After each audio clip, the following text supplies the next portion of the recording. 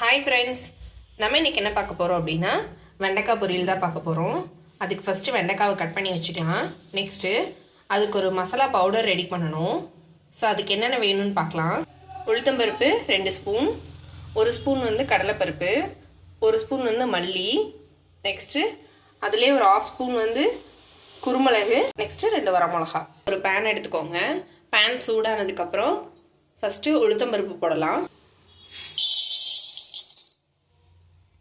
Next கடலைப்பருப்பு, அது கூடவே வரமிளகா. அடுப்பை சிம்மில் வச்சுக்கோங்க. ஃபஸ்ட்டு இது லைட்டாக வறுபடட்டும். நெக்ஸ்ட்டு இது கூடவே குருமிளகு, மல்லி, இதையும் நல்லா ட்ரை ரோஸ்ட் பண்ணிடலாம். ஸோ நல்லா ரோஸ்ட் ஆகிடுச்சு. இதை ஒரு பிளேட்டுக்கு மாற்றிடலாம். இது நல்லா ஆறட்டும். ஆறுனதுக்கப்புறம் இதை நல்லா ஒரு ஃபைன் பவுடராக அரைச்சி எடுத்துக்கலாம். ஸோ இந்தளவுக்கு ஃபைன் பவுடராக அரைச்சி எடுத்துக்கோங்க. நெக்ஸ்ட் ஒரு பேனில் கொஞ்சமாக ஆயில் விட்டு வெண்டைக்காய் வந்து அதில் ஆட் பண்ணுறேன்.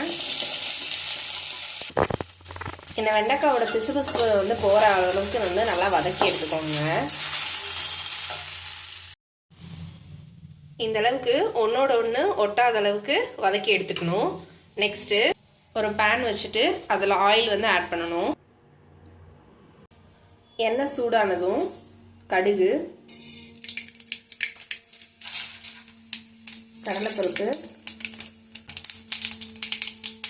கடுகு பொரிஞ்சதும் ஆனியன், கருவேப்பிலை, அடுத்தது பச்சை மிளகாய் நல்லா வதக்கிக்கலாம்.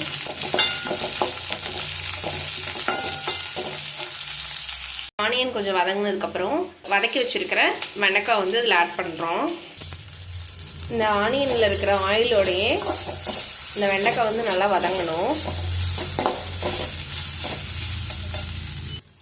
ஸோ இது இந்த அளவுக்கு வதங்கினதுக்கப்புறம் நம்ம மசாலா ரெடி பண்ணி வச்சுருக்கோம்ல, அதுலேருந்து 2 ஸ்பூன் இதில் ஆட் பண்ணுறேன்.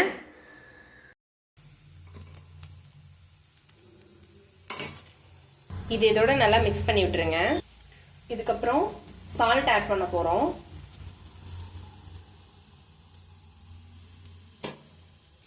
லாஸ்ட்டாக இது கூட தேங்காவை வந்து ஆட் பண்ண போகிறோம்.